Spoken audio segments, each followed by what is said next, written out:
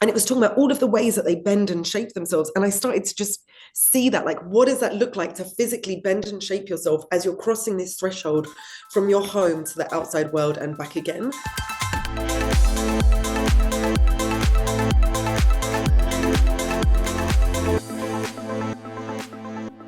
I'm glad you mentioned the art style a little while back. I was wondering if you could tell me a little bit more about like finding Mona and like developing that style and what the vision was.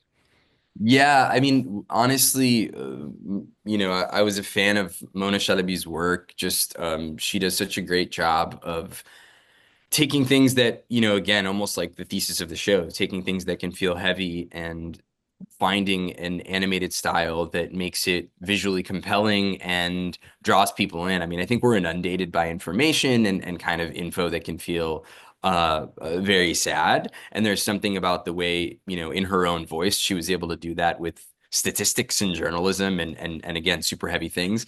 And so I think when I wrote this pilot with Pam, and we kind of found this world where we wanted to have characters who looked different when they were inside the house and outside of the house because of everything that they were facing.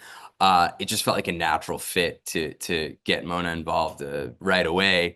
And I think it was like an Instagram DM. Like it was just very much, hey, I would love to talk to you about something, and really love your work. And then it kind of grew into this really great partnership very quickly, honestly. Do you recall like a kind of what point in the process you were able to see Mona Chalabi's art for this, and like what did you feel like that added to the proceedings? I mean, so much. I've actually been a fan of hers for a long time and was following her work.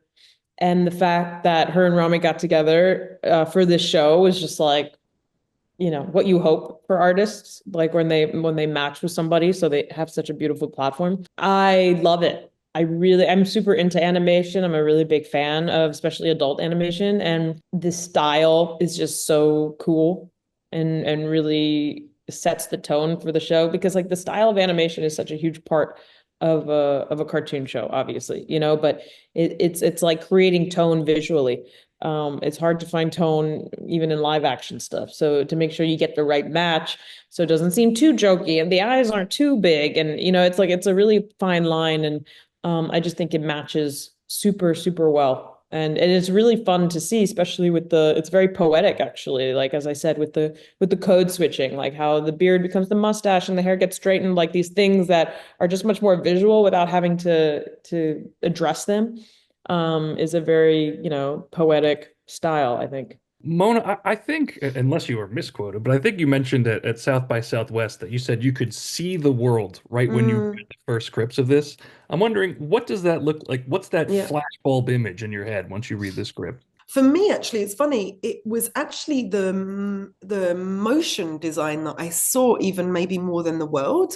So in the pages that Rami and Pam sent me, there was I don't even know if it was massively emphasized this code switching aspect, but it was part of this world, right? This idea of like this family that's really, really just trying to survive under like really, really difficult conditions. And it was talking about all of the ways that they bend and shape themselves. And I started to just see that, like, what does that look like to physically bend and shape yourself as you're crossing this threshold from your home to the outside world and back again?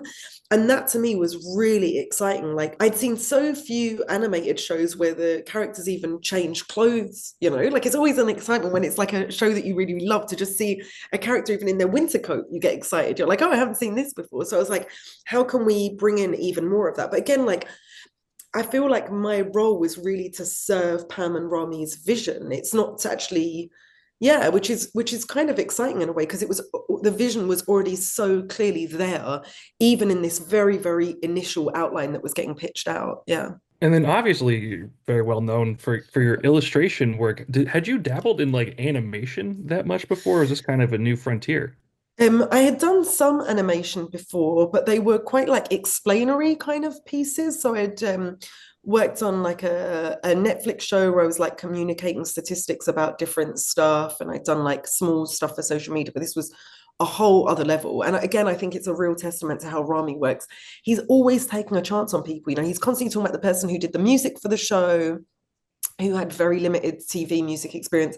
Our character who plays the mom in the show was the what was she? The writing room She was assistant. the writer's assistant. Yeah, yeah. And it was so funny because she was like the mom of the room, and she really did like just kind of lay down the law and boss us around. Like, we're gonna have the script, so you're gonna send it in to me, and then I'll send it. And we're like, oh, okay, Okay. And then Ramy's like, she's the mom. I didn't, okay, I had a few experiences. I don't think anyone else would have given me the role of creative director on an adult animation, let alone also made me EP, except for this guy. And I'm really, really grateful for that, honestly. Nobody with the name Hussein could ever become president of this country. What if Hussein was the president's middle name? Never happening. Let's cut.